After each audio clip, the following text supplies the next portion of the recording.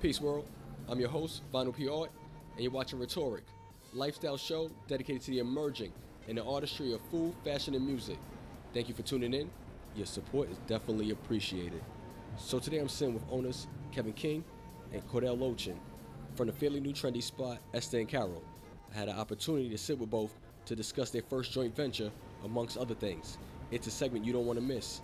You're watching Rhetoric. The restaurant is named after your mothers, and I'm sure like they are proud like no other, and it's a huge compliment. Now having this restaurant, what does it mean to you, just the achievement? Esther moved to New York City by herself. She had never been out of Alabama. She finished high school and she got on a bus.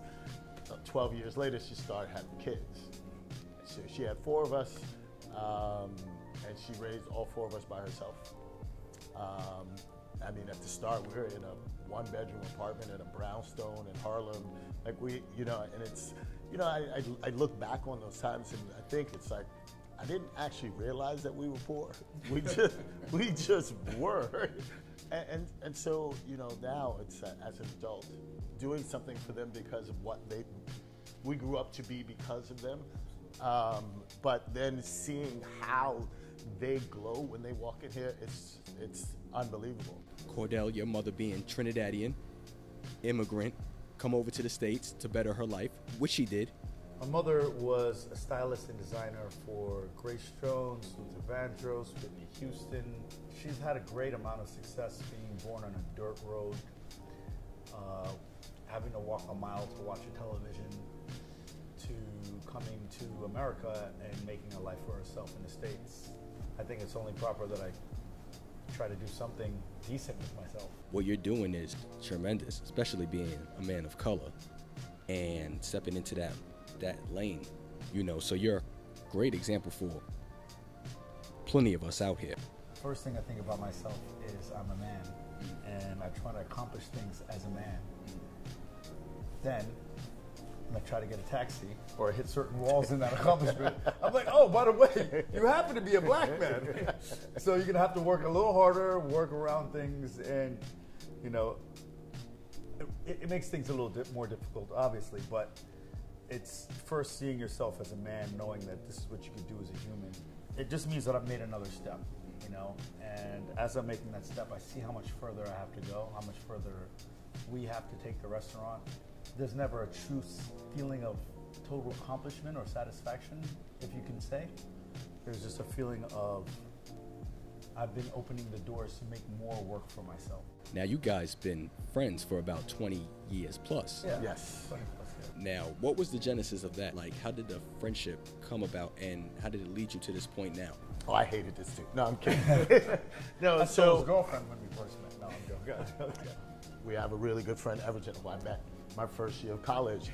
It's how I met Cordell. We met through the company that he had with Everton before he opened La Esquina in the Box. And I was already in the restaurant business, but more on like a maitre d' side. I worked at Balthazar for 13 years, and I worked for Andre Balaz for the last 5 years.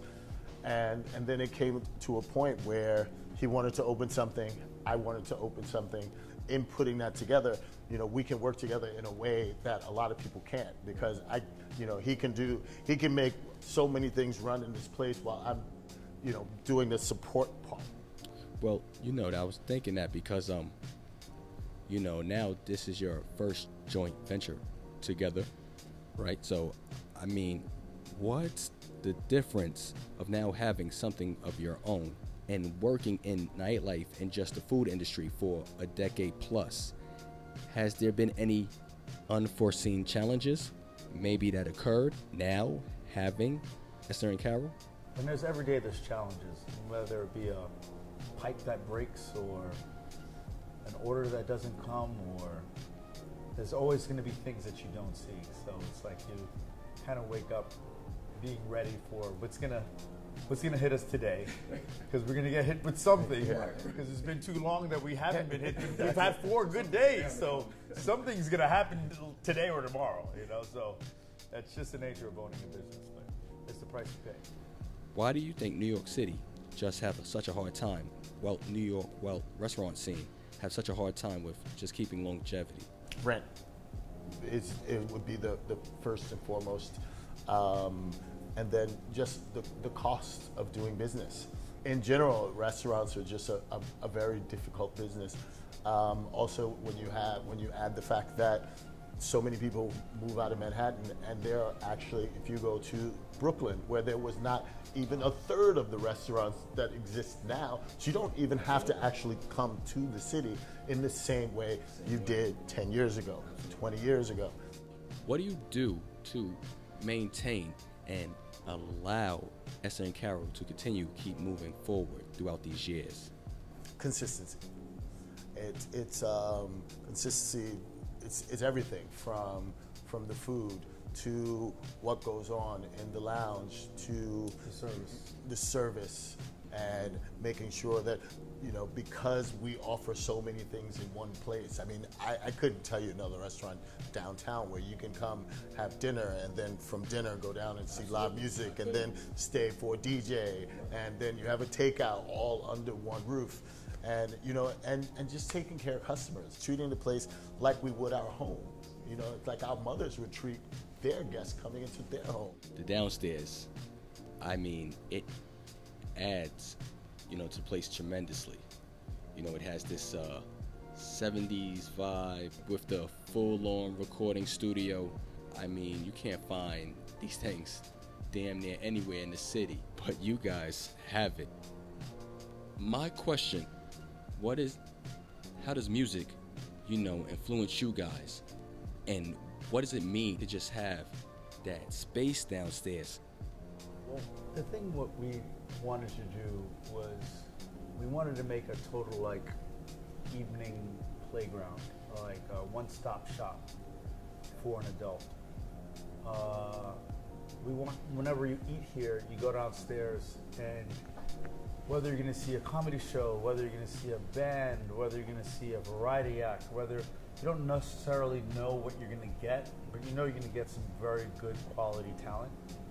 And that would entice you to come eat here and be entertained. I love artists, and artists from, again, it could be a singer, it could be a violin player, or whatever, because an artist wakes up every day to perfect a craft that they have no idea where it's going to take them. So, we had an opportunity to create a venue where we can, do all of those things, while in no way, and because we had the restaurant, we didn't have to get away from how we truly felt customers should be treated. For instance, it's like when you come, it's not like, some of these places you go and it's like, it costs this to get in, and you gotta buy this many drinks. Like, people are just telling you what you should do. Here, everything is seamless. I mean, you guys have shared space and dined with, from the names of Dave Chappelle, Christian Slater, actor and author Hill Harper, Raekwon and RZA from Wu-Tang. So it varies on different spectrums. Yeah. Why do you guys feel like you're so successful of grabbing this A-list clientele? Humility. We're just humble about it. It's like, between his days at Lochin and the Box and mine at Balthazar, we've met a lot of, from celebrities to people on their way up to when they get there, or what have you, and it's just treating people like people. also the neighborhood itself, when something good is happening here, it kind of attracts that clientele, included with the fact that we have personal relations with them personally or people that are working with them. In the beginning of building Estee and Carol, did you ever have that thought that, you know what, this not going to happen? It's very, very difficult raising money for a restaurant. We had to get a certain amount of money together in order to take the risk, and then we had to get another certain amount together in order to complete the project. You know, it felt doubting, but I never believed that we weren't going to open. And I think from the time long before we even got this space, Kevin and I just made a commitment, and once we made that commitment, I pretty much knew, okay, we're going to open something at some point. We're opening. It's the next thing I'm doing with my life. So, you know, it's kind of like when you shake the hand and you make the deal and you sign it. It's like, okay, we'll see what happens when we get there, but we're going to get there. And I think that's the part that people don't see, you know. I think people get so wrapped up, you know, to what they see, to the eye, you know, and necessarily don't understand what's going on in the background. The fact that you guys, you know, had this little bump in the road and was able to push through and get through it. I mean, I'm sure viewers will see that and now have more of an understanding and kind of feel like, you know what, now that I know this, I can move forward and possibly do this myself. Any person that wants to own their own business is two things: aim high, but also aim realistic. Go as high as you can in that reality, where you know it's a very, very strong challenge, but you know it is possible. I think an entrepreneurial spirit, the person who's that entrepreneur is driven by the challenge. But when there is that pressure and there is that challenge, that's what I think the true entrepreneur really thrives on. You can't be afraid to fail. That can never be a reason. You know, it's like there's this really great quote from Muhammad Ali that goes like, impossible is a small word used by people who prefer to live in a world that they're given than to explore their possible to change it. Impossible is a dare. It's not a declaration. Impossible is nothing. So when you actually decide that you want to do something, you can't.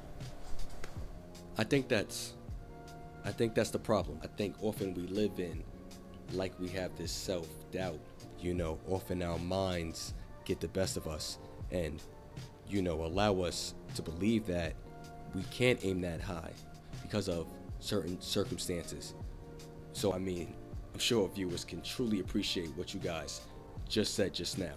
Yeah. I read a quote today that says, in a world of self-doubt, it's great to be rebellious. In a world that thrives on self-doubt, it's great to be rebellious. So out of the two of you, who would you consider to be the rebellious one? Or who's more rebellious? So let's talk about food. So, you know, your menu. What was the inspiration going in that direction? We wanted to make an area where everyone can eat, you know, regardless of your dietary restrictions.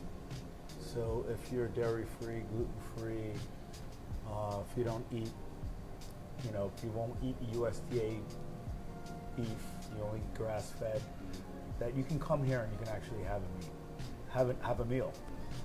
But we still wanted to keep a synonymous theme of comfort foods, of foods that you want to eat, not foods that you're trying to eat to be healthy but not really enjoying. So that's how we fuse that menu. And we're still growing our food development, and we've done a really good job so far, and we have a lot more to go. I always like to end with this question, and it could be a two-part. When it's all said and done, when you guys accomplish everything that you set out to do, What do you want people to know you for, or Esther and Carol for? You came here and you met your wife, your business partner, or you were sad and you left here with a smile. I think that positive energy somehow transitions into lasting forever somehow. Like, it just improves humanity somehow. How do those worlds combine? How do those people have one social interactive experience? And that produces happiness and progression as well. So I wanted to create platforms for that. I feel like it's just like, it's you know, from I like just to take from here, if you're walking out of here, is that no one would ever feel like it was exclusionary. You know, it's just, we're a place for everyone, you know, and we'll always be that. The magic starts from the time you open the door, with Kevin making you smile, you know, with our other hostess, making you smile. So it's like, and then hopefully the smile continues and you leave drunk. Well, gentlemen, I couldn't have said it better. Cordell, thank you. No problem, thank you. Kevin, thank you. Thank you.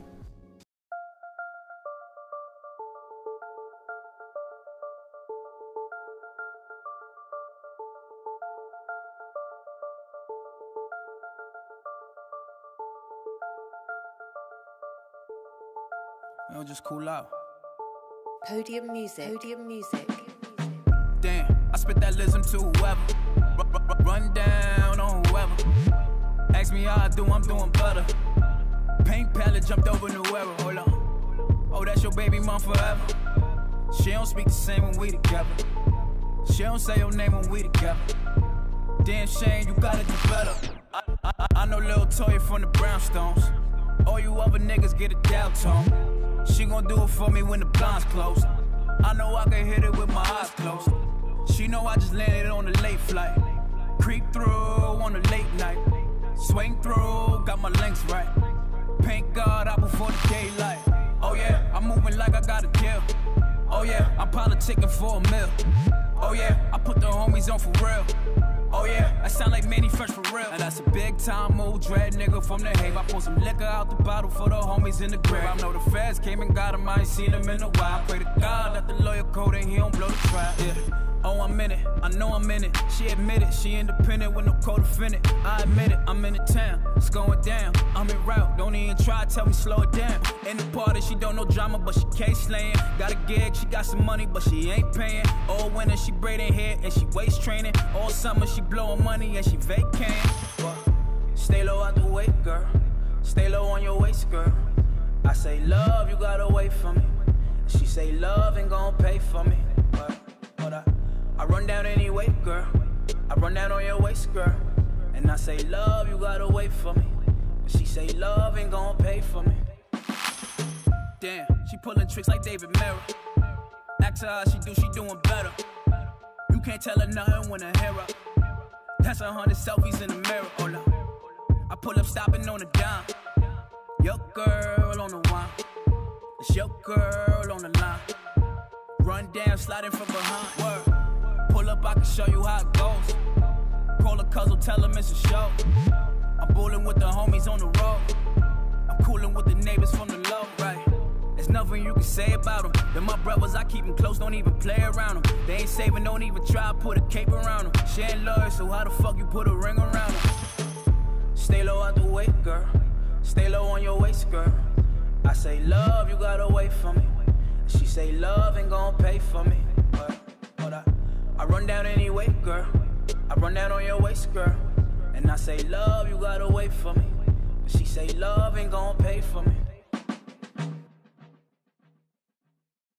Peace world, I'm Vaughn PR and this is Rhetoric. So today I'm down in Tribeca with entrepreneur, fashion stylist, fashion designer, mom of three, co-host of podcast show Happily Ever Mohammed, Harlem's own Ashlee Mohammed. Hi guys. Good to see you. Hey. Anytime I looked for inspiration, I checked for the boroughs, right? Mm-hmm. It always seems as if Harlem always just had one up. Mm-hmm. on the other boroughs. Well, it didn't seem that. That's the truth. That was the truth. That's what it was. So when it came to like vibrant colors, came to creativity, just like the latest trends, they seem to be just pretty much on the money. And it seems as if they always had this title since the beginning, since like the Renaissance, since exactly. the merge of Dapper Dan in the 80s and, you know, the influence that Diddy had throughout the 90s, 2000s to the current of A$AP Rocky, the Tiana Taylors, and the list goes on. Absolutely. The me's. Right. No, I'm joking. I promise I'm joking.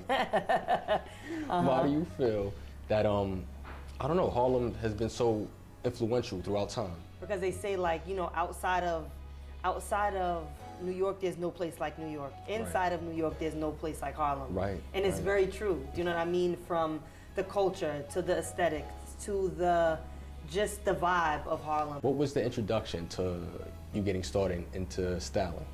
With my, you know, relationship with the Harlem Haberdashery family, it just kind of worked out perfectly because about a little bit over a year ago, I became the style curator for the store, for the boutique. And so it just like worked so perfectly because, you know, they knew that that was like a strong point of mine. We were like all family anyway, so it just literally made like perfect sense. I've gotten clients, you know, through just being a part of that Harlem Haberdashery family, and it's just, you know, just been an awesome experience. There's, you know, a traditional path, and then there's a non-traditional path that, you know, people often take. So, I mean, in this case, in your case, you know, what do you feel is like the proper steps or the steps that you need to take in order to move forward if someone wanted to move forward with styling and pursuing this? I would have to say don't hesitate to start small. You know, like don't think you're too good to style your friends. Don't think you're too good to, you know, intern, because I know for a fact that you have to be doing something for about maybe at a bare minimum 5 to 6 years before you're actually a master at it. Because when I first like started off doing things like this on a much smaller scale, that was 10 years ago. Do you know what I mean? Right. But it took now my like 11th year doing it to actually have real clients and do real things. Well, I mean, and that's the thing. See, you doing it for about 11 years plus, you know, people from the outside don't normally see that. Like, you know, because of what social media presents. Absolutely, for you know, sure. for what people see, For sure. they just assume Right. that this just came overnight. Watching you and just seeing you now move into this artistry of styling, you had some career highlights.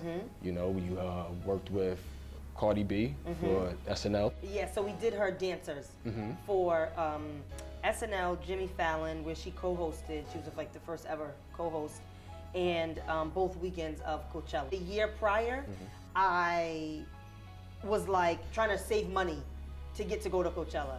So to be able to have the opportunity to go to Coachella and work, you know, and be backstage and see that side of it, it was like I couldn't have asked God for like a better blessing. That was like outstanding.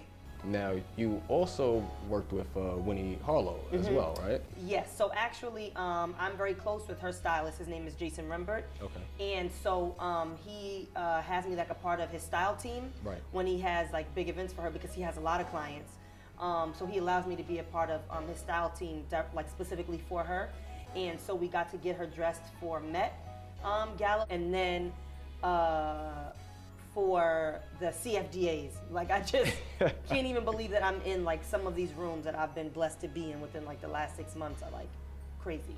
Well, dealing with clients, like how are you able to adjust, let's say when a client may not agree with what you're presenting to them? Funny enough, that just happened. I just styled a shoot in Philly on Friday, and she didn't, it was like a swap that I wanted to do and she wasn't really feeling it.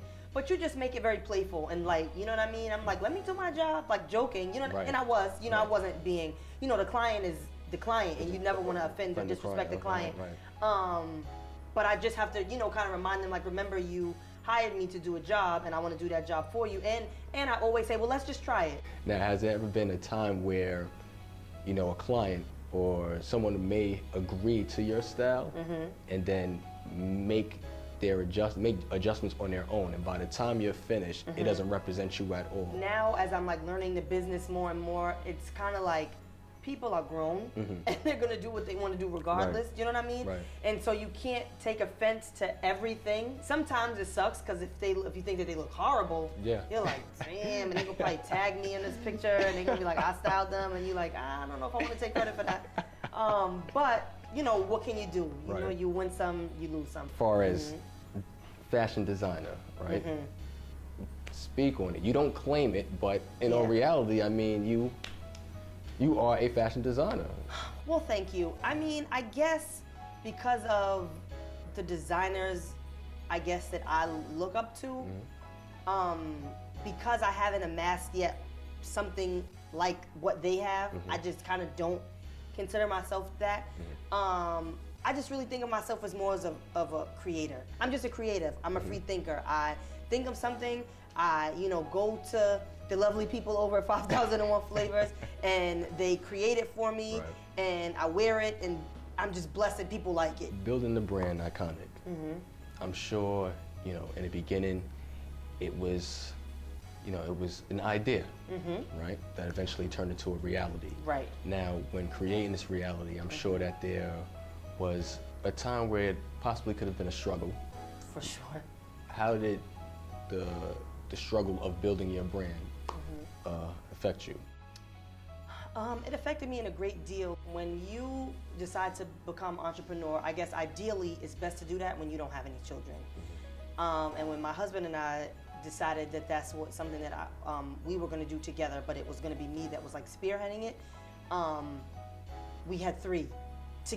I had a daughter prior to the situation. Him and I was pregnant with our twin boys, and then he has 2 children from a previous relationship.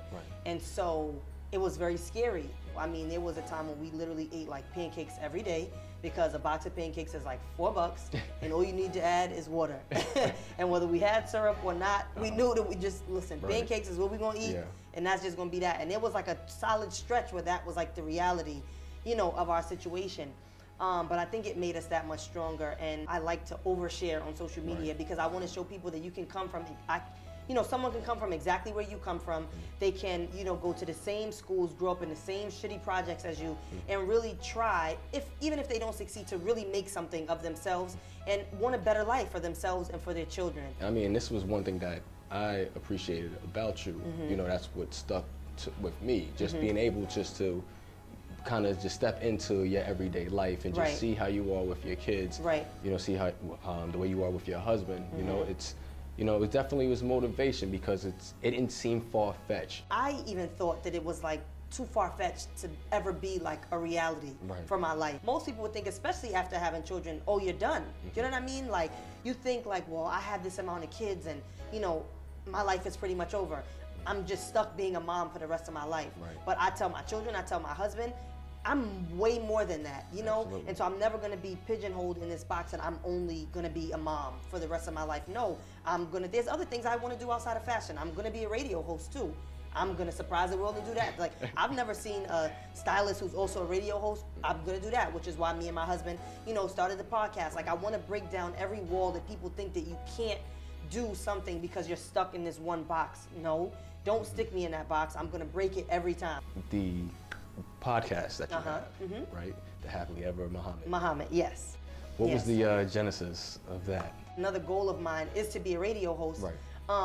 And my husband, he also does music.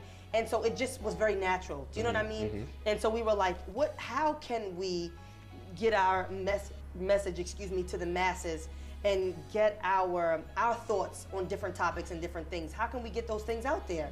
And so we were like, a podcast. We did something really fun last summer, and we had all our followers follow us on the journey of like 30 dates a summer, because we noticed that the biggest disconnect was people weren't dating anymore.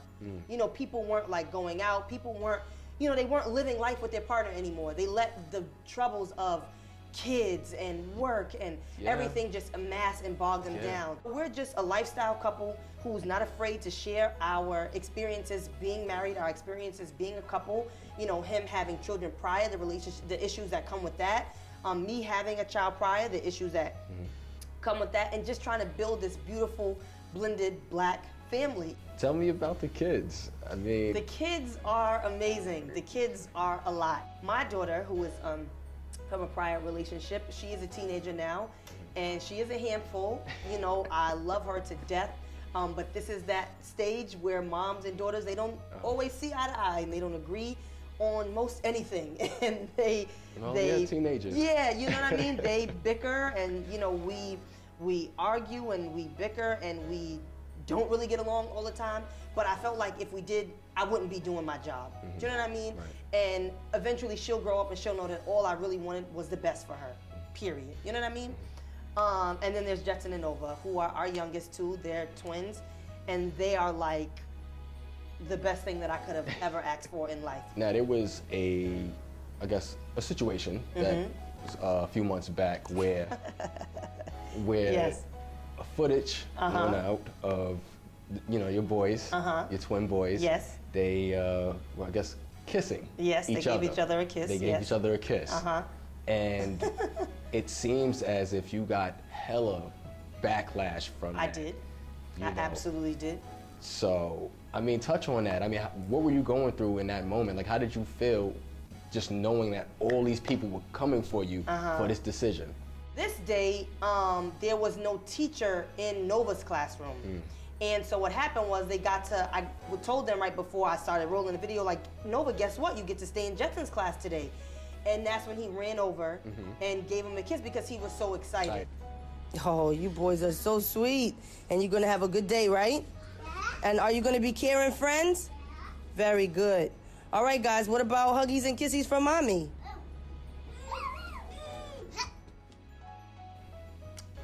I saved the video because I thought it was so sweet. Right. And just genuine. I just wish that we taught our children more about like loving themselves and loving each other and things of that nature.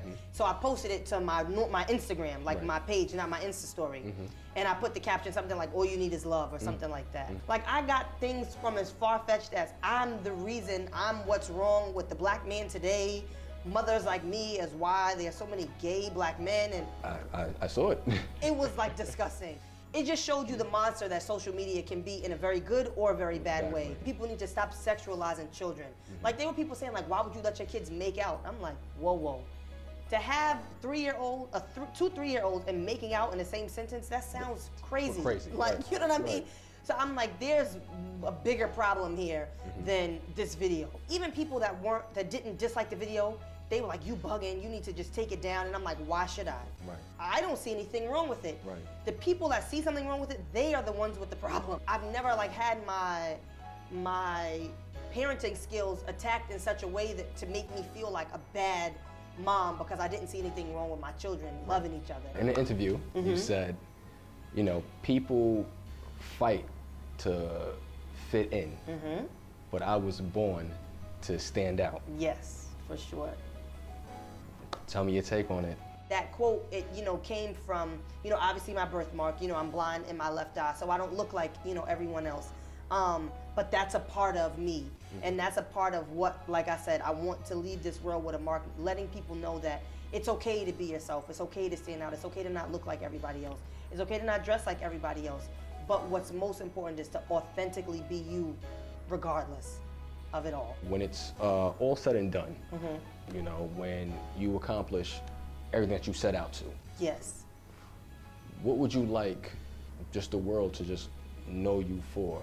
I would like people to remember me for being an individual who wanted to make the world a better place because she was in it. I appreciate you. Oh, thank you so much. I appreciate you for having me. Thank you so much. No problem at all. Thank you. Ashlee Mohammed. Thank you.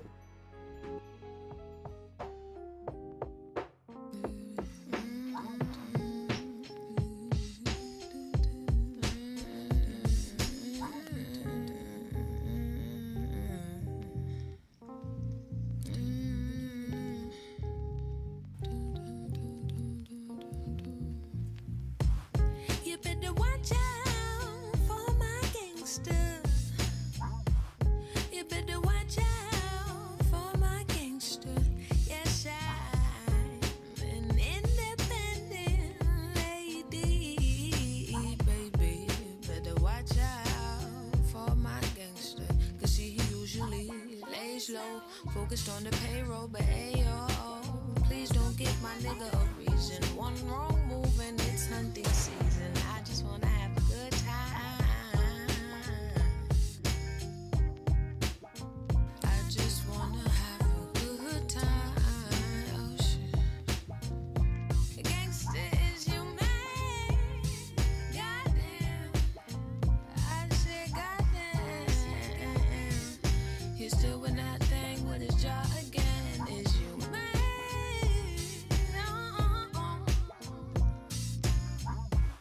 You better watch out for my gangster.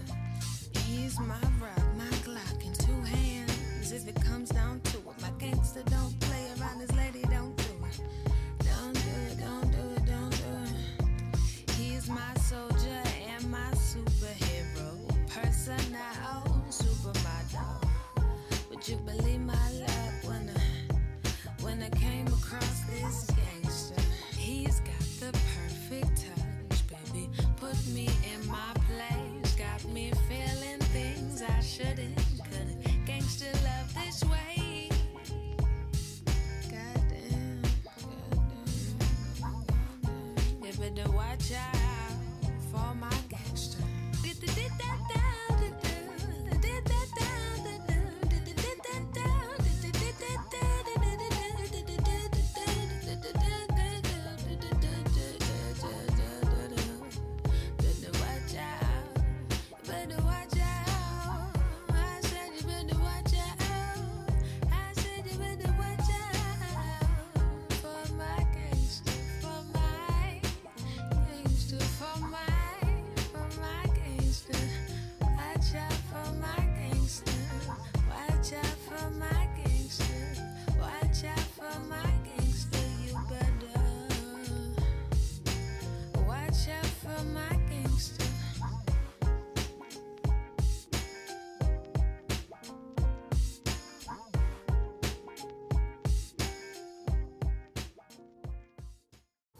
Welcome back.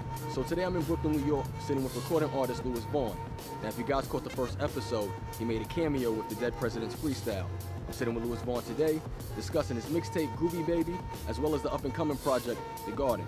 Join me as we take a journey down this emerging artist's life. Thanks for having me, brother. So let's just get right down to it. So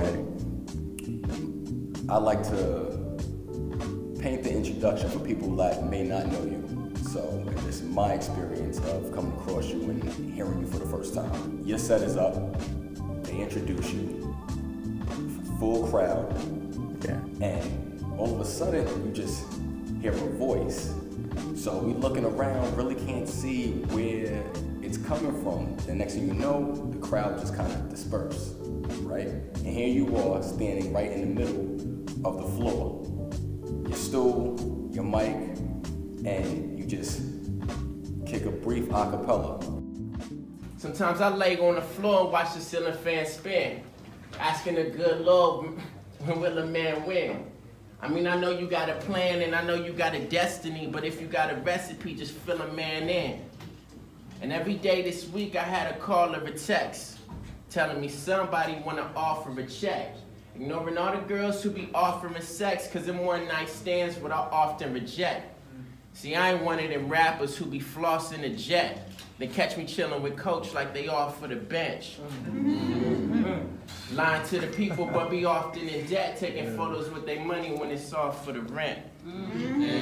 Within that acapella, it was just enough to just to be captivating for the crowd. My question to you, when did you feel that you began to take that step to actually call yourself an artist? I'd say about 2021 is when I started saying, okay, like, how can I turn this into a business? I think that was at the turn where I consider in society, where society began to consider me as an artist. But I wouldn't put a timestamp on when I was an artist, because I think I was always an artist. Who would you say inspired you to move towards this musical journey?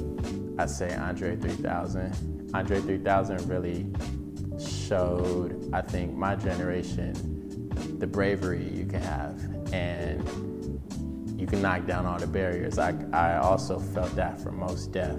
So lived in Cali, you know, coming of age now, you know, in some sense.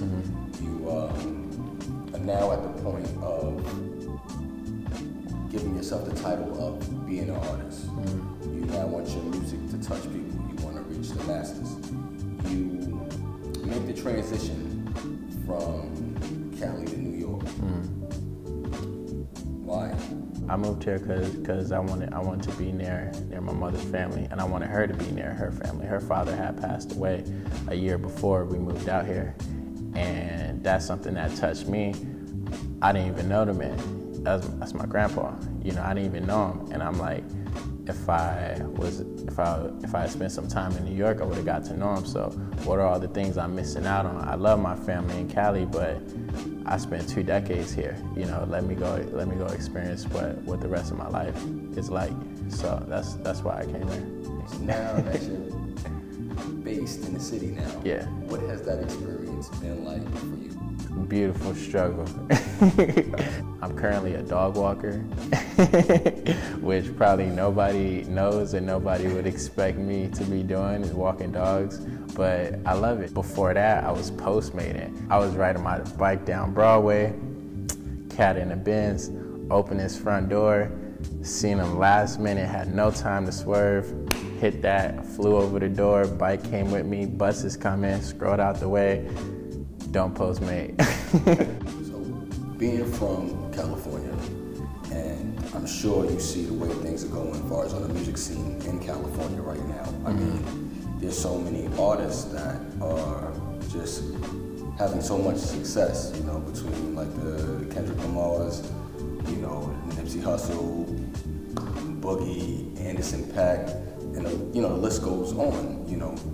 To me, it seems as if, you know, California at this moment right now is kind of standing at the head of the table in the rap game.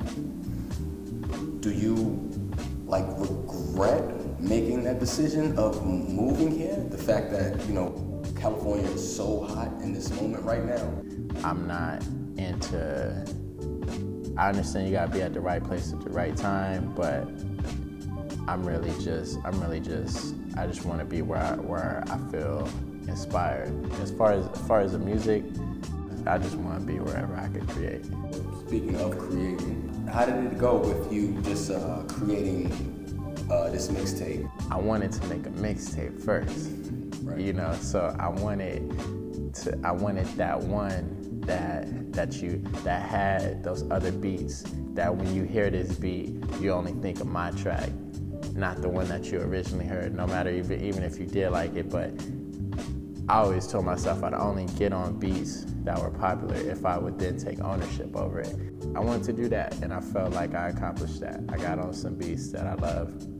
I got on some beats that I created. Also, you had a couple of singles that kind of had like a nice buzz, you know, in the circuit. 191st Street, Coffee, All the Way Funky. All the Way Funky, yeah. What was the inspiration behind, and of course, you know, God's Mercy was also another one. What was the inspiration behind making those songs? I also wanted something to perform. That was really big for me. Like, I had tracks that I had made, you know, before the mixtape, and I couldn't perform them because they didn't feel like they could fill up a room. God's Mercy, I could perform that to a crowd and I could touch people's hearts. Damage, I could perform that to a crowd and touch people's hearts. I didn't go too crazy on the music videos. I wasn't really focused on the visuals with it. I was focused on touching people. Listening to the mixtape, you can tell like that it's based on a lot of like your experience and just you speak truth throughout the mixtape. And I mean, I think that it benefits us as listeners because you just get a well-rounded project. You gain the attention of Treble. Now, you know, for the ones that don't know what Treble is a community for up-and-coming artists. Right. They give a platform just for artists just to get their stuff out there to the world, and which I think is amazing. I feel like we don't have enough platforms that are able to do that or really want to do that at this moment. You being nominated for at their first award show, I'm sure that was amazing to you. You know, what was that? Tell me, what was that feeling? The treble community is like nothing that I've seen firsthand. Especially like we had talked about me coming from California to New York. You start going to these treble shows and you start seeing beat battles. You start seeing producers go off playing their beats. You start seeing graffiti artists tagging. You start seeing all this stuff that makes you feel like, okay, I'm in the Mecca. You're staying on the topic of Groovy Baby, the mixtape, Damage. Word. And with that song, you know, you kind of let the listener in on your life, you know, and just giving just that background. And surprisingly, we learned a lot from that song. You have family ties with someone that was quite influential throughout the 90s hip hop era. So you want to touch on that a little bit? My father is a rapper in the group, the Alcoholics. Growing up around them was crazy. Like I mean, just by the name, they made college party music. You know, they definitely did. It was good vibes. I mean, you know, that was my time. You know, so you know, I was quite familiar like with their work. You know, and I was like, oh, you know, this is a surprise. But I mean, they were big. They were big for California at that time. Very big. Throughout the 90s. You know, so hearing that, like I just knew that growing up, it had to be like a lot that you were witnessing at such a young age. I mean, I was a kid in elementary school seeing James DeBarge, El DeBarge come in, laying vocals. Like this is like later. Before that, I was in the studio as a kid with Corrupt, playing Madden and Fight Night on the PS1. You know, so these things is just like, to me, kids weren't allowed in these environments. Of course not. Kids weren't allowed in these studio sessions that, you know, that these people are pulling up to. But me and my brother would always just be around. We were known as the boys. It's just like, yo, the boys are here. And we were cool, and people would still do what they did. My father had a lot of respect for us. My mom was a huge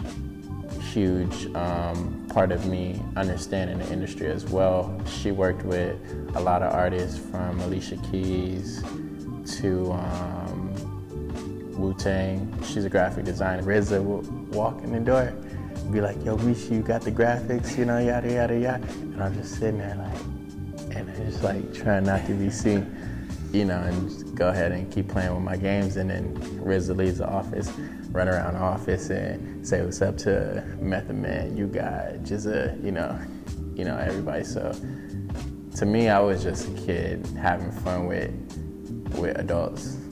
You know, going back to, you know, your pops, I mean, was there ever a time where, you know, people didn't take your music seriously just because they felt like you could have been just riding the wave of just your father's, you know, like seeing what he just put out there? I've never been too distracted with my father's legacy. I'm here to make a greater one. Anything he did, he taught me when I was a kid. He was like, everything I did, do it better than I did. Moving forward, you now are working on another piece, The Garden. Yes. What's that like? One of my main goals with it is to be something that can be played live. Right. Just like I said, I created Groovy Baby to perform, and I'm cool. I have my DJ, you know, I wanted something I could perform with a DJ, that I could perform, throw an MP3 on, create a mix and rock it. Now I'm in the stage where I want to perform with 2-piece, 3-piece, 4-piece, 5-piece, guitars, drums, you know, the whole nine. So that's the sound and the sonic I'm going with on this one. When it's all said and done, you know, when your body of work is put out there, you know, the name is well known, you are a household figure in some sense. What would you like the world to know you for, to know Louis Vaughn for?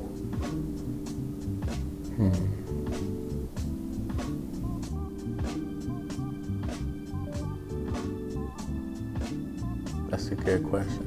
I would want the world to know Louis Vaughn as they know themselves. Any experiences that I share,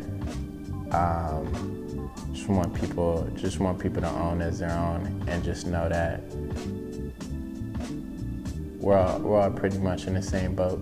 We're all pretty much here to love each other. That's, at the end of the day, that's the main goal. That's the main goal, is love. And if I can help people love, you know, unite through music, through any sort of medium of creation, and